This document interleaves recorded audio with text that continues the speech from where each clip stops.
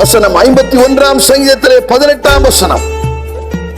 சீயோனுக்கு உமது பிரியத்தின்படி நன்மை செய்யும், எருசலேமின் மதில்களை கட்டுவீராக. மன்னாவினுடைய தலைப்பு நன்மை செய்வது தேவனுக்கு பிரியமானது. நன்மை செய்கிறது தேவனுக்கு பிரியமானதாக இருக்கிறது.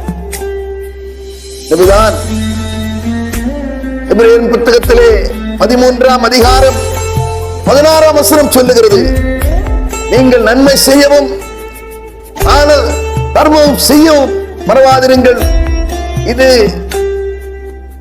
நீங்கள் செலுத்துகிற பலியை காட்டிலும் ஆண்டவர் விரும்புகிற பலியாய் இருக்கும் என்று வேதம் சொல்லுகிறார்.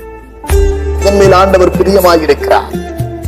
எனவே நன்மை செய்யுங்கள். அவர் நன்மை செய்கிறதுல பிரியமாயிருந்தார்.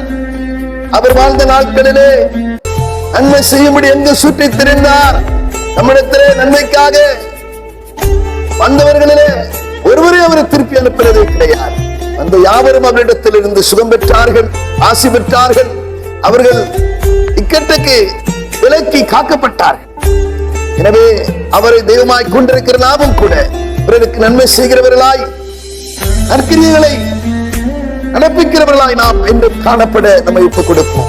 பிதாவே, நாங்கள் துதிக்கிறோம், சோத்தரிக்கிறோம். ஆண்டவரே, நீ நன்மை செய்கிறவராக உலகத்தில் வாழ்ந்தது போல நன்மை செய்கிறவர்கள் மேல் பிரியமுள்ளவராக இருக்கிறீர். ஆம் கர்த்தாவே, நாங்கள் உம்முடைய பிள்ளைகளாக இருக்கிறதுனாலே நாங்களும் நன்மை செய்கிறவர்களாக, நன்மை செய்யத்தான் இருக்கும் போது அதை செய்யத்தக்கவர்களுக்கு செய்யாமல் இராது என்கிற வார்த்தைப்படி நாங்கள் ஆண்டவரே நன்மை செய்கிறவர்களாய், நற்கிரியைகளை உடையவர்களாய் என்று காணப்பட எங்களை ஒப்புக் கொடுக்கிறோம். பொறுப்படுத்திக் கொள்ளும்.